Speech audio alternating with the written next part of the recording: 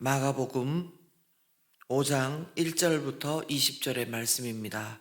함께 읽겠습니다. 예수께서 바다 건너편 거라사인의 지방에 이르러 배에서 나오심에 곧 더러운 귀신 들린 사람이 무덤 사이에서 나와 예수를 만나니라. 그 사람은 무덤 사이에 거처하는데 이제는 아무도 그를 쇠사슬로도 맬 수 없게 되었으니 이는 여러 번 고랑과 쇠사슬에 매였어도 쇠사슬을 끊고 고랑을 깨뜨렸음이로라. 그리하여 아무도 그를 제어할 힘이 없는지라. 밤낮 무덤 사이에서나 산에서나 늘 소리 지르며 돌로 자기의 몸을 해치고 있었더라. 그가 멀리서 예수를 보고 달려와 절하며 큰 소리로 부르짖어 이르되 지극히 높으신 하나님의 아들 예수여, 나와 당신이 무슨 상관이 있나이까? 원하건대 하나님 앞에 맹세하고 나를 괴롭히지 마옵소서 하니, 이는 예수께서 이미 그에게 이르시기를 더러운 귀신아 그 사람에게서 나오라 하셨음이라. 이에 물으시되 내 이름이 무엇이냐? 이르되 내 이름은 군대니 우리가 많음이니이다 하고 자기를 그 지방에서 내보내지 마시기를 간구하더니, 마침 거기 돼지의 큰 떼가 산 곁에서 먹고 있는지라.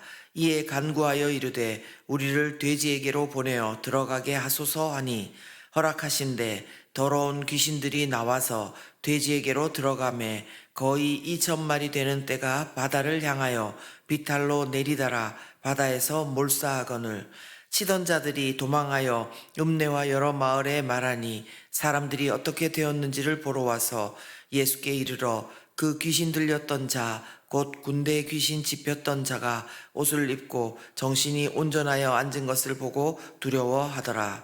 이에 귀신 들렸던 자가 당한 것과 돼지의 일을 본 자들이 그들에게 알림해 그들이 예수께 그 지방에서 떠나시기를 간구하더라. 예수께서 배에 오르실 때에 귀신 들렸던 사람이 함께 있기를 간구하였으나 허락하지 아니하시고 그에게 이르시되 집으로 돌아가 주께서 내게 어떻게 큰 일을 행하사 너를 불쌍히 여기신 것을 내 가족에게 알리라 하시니, 그가 가서 예수께서 자기에게 어떻게 큰일 행하셨는지를 데가볼리에 전파하니 모든 사람이 놀랍게 여기더라. 아멘. 네, 2월 20일 화요일 주신 말씀 함께 나누겠습니다. 이제는 아무도 그를 제어할 힘이 없는지라.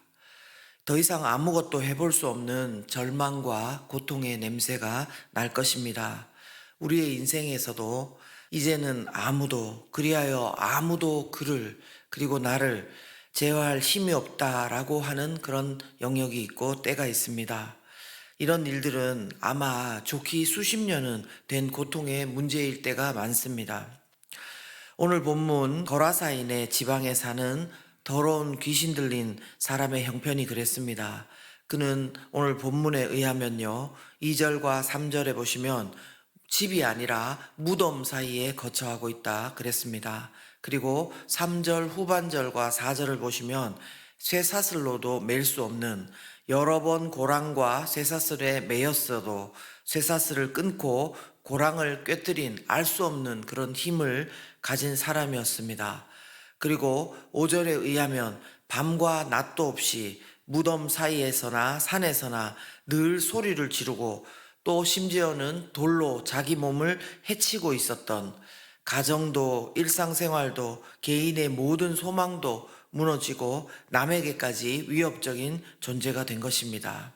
그러다가 이제는 그리하여 아무도 그를 제어할 힘이 없는 그런 지경에까지 와 있었던 것입니다.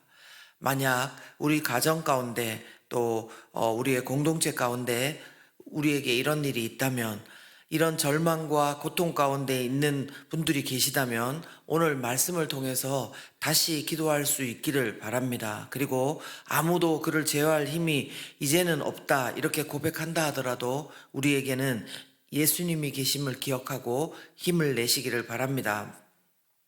그렇다면 오늘 본문을 통해 이런 상황을 겪고 있는 우리 어떻게 하면 좋을까요? 먼저 첫 번째는요, 6절 말씀을 통해서 말씀드리고 싶은데, 예수님을 보고 달려가서 도움을 청해야 된다는 것입니다. 6절에 보면 그가 멀리서 예수를 보고 달려와 절하며, 그리고 7절에 보시면 큰 소리로 부르짖어 이르되, 이렇게 말씀하고 있습니다. 성경학자들에 의하면 이 귀신 들린 사람이 예수님을 보고 달려온 것은, 하나는 귀신의 입장에서 자기를 괴롭히지 말라는 것이고요. 또 한편으로는 사람 입장에서 예수님, 내가 지금 이런 형편이니 도와달라는 이 두 가지 다가 있다고 했습니다. 그런데 여기서 그 이유가 무엇이든 간에, 그가 어떤 마음으로 왔든 간에요, 중요한 것은 그가 예수님이 누구신지 알고 왔다는 것입니다. 7절에 보시면요, 큰 소리로 부르짖어 이르되 지극히 높으신 하나님의 아들 예수여, 이렇게 알고 있다는 것입니다. 여러분, 하나님에 대해서, 성경에 대해서 잘 알고 있었던 서기관들도 예수님이 누군지 잘 몰랐습니다. 그런데 이 귀신 들린 사람은 알았다는 것입니다. 이처럼 모든 것이 제어되지 않고 인생의 모든 소망이 무너졌지만, 그러면서도 또 어떤 면에서는 너무나 또 공평한 것은, 이들은 절망의 자리에서 소망 대신 예수님을 알아볼 수 있고, 또 어둠의 자리에서 빛 대신 예수님이 누군지 알아보게 되었다는 것입니다. 저와 여러분이 인생의 절망의 자리 혹시 지금 있습니까? 어둠의 자리에 있습니까?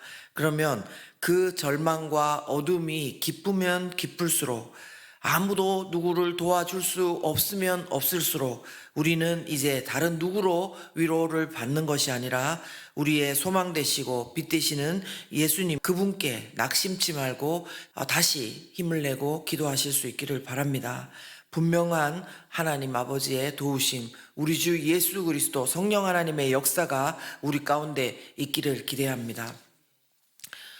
가장 안 좋은 것은요, 예수님을 믿는다고 하면서도 예수님이 누구신지 알지 못하고요, 그리고 도움도 청하지 않고 어둠 가운데서 혼자 슬피 우는 것입니다.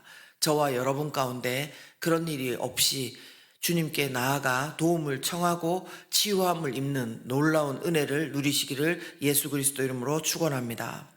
네, 그리고 두 번째, 우리가 절망 가운데, 고통 가운데 오래 고통받고 있었다면 어떻게 해야 될까요?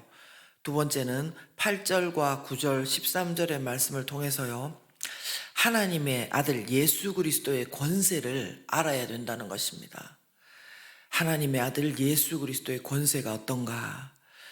예수님은 8절을 이렇게 보시면요, 예수님께 이 사람이 가기 전에 예수님은 벌써 더러운 귀신아, 그 사람에게서 나오라, 이렇게 말씀하셨습니다.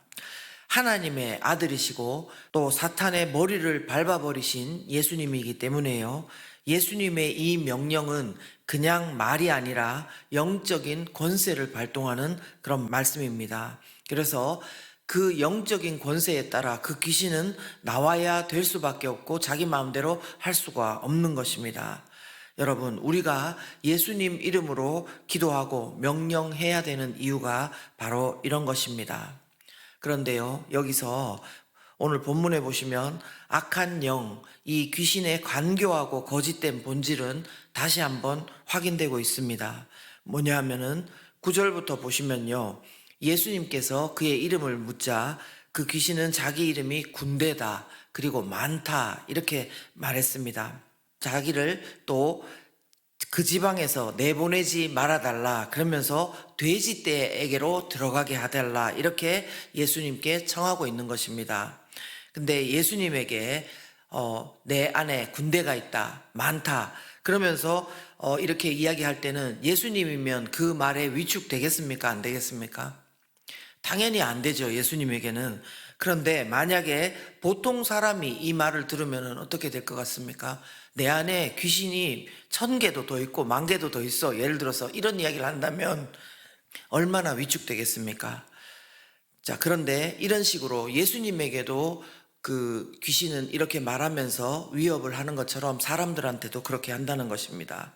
사실인지 아닌지 그것이 중요한 게 아니라 위협이 우리의 믿음을 위축시키고 축소시킨다는 것이기 때문에 우리가 경계를 해야 됩니다.